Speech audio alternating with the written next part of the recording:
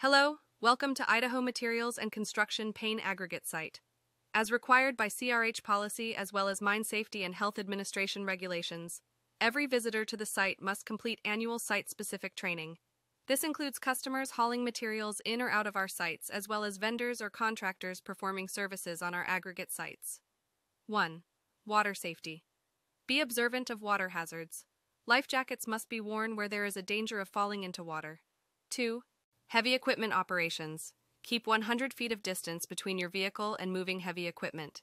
Heavy mobile equipment always has the right of way. 3. Fire and explosion prevention. No smoking is allowed within 50 feet of fuel storage areas or any other flammable materials. 4. Traffic patterns and control. Be mindful of all traffic signs and pedestrian crossings. All areas of the mine use right-hand traffic. The pit speed limit is 20 miles per hour unless otherwise indicated. Please park in designated parking areas. All vehicles must be parked within a bank, berm, ditch, or wheels chalked with the parking brake set. Seat belts must be worn at all times when operating any vehicle or equipment. 5. Loading procedures. Contact loaders on CB Channel 22. Follow specific instructions and remain in vehicle. All customers and drivers must remain in their vehicles except in designated safe zones identified on site map. 6.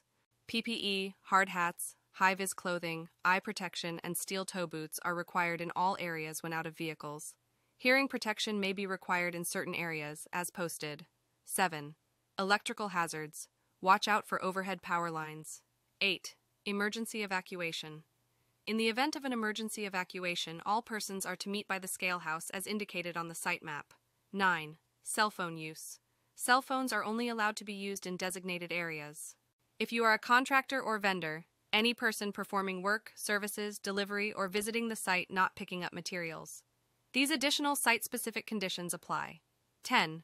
All seat belts must be worn when operating or traveling in equipment or vehicle. 11. All contractors must complete the contractor safety checklist before beginning work. 12. Lockout tagout. All equipment and machinery must be reduced to a zero-energy state prior to any maintenance and/or service being performed. This includes not only electrical energy, but any energy source, weight, hydraulic, pneumatic, etc. If you have any questions about the proper lockout procedure for a particular application on the site, please contact the site supervisor prior to commencing any work. 13.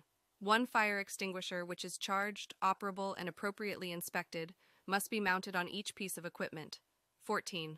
All factory gauges and equipment must be in working order. Service and parking brakes must be in good working order. 15.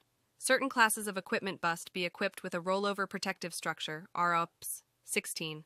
Contractors or vendors are not allowed to operate IMC equipment. 17. Contractors or vendors must be accompanied by an IMC employee when on site. 18.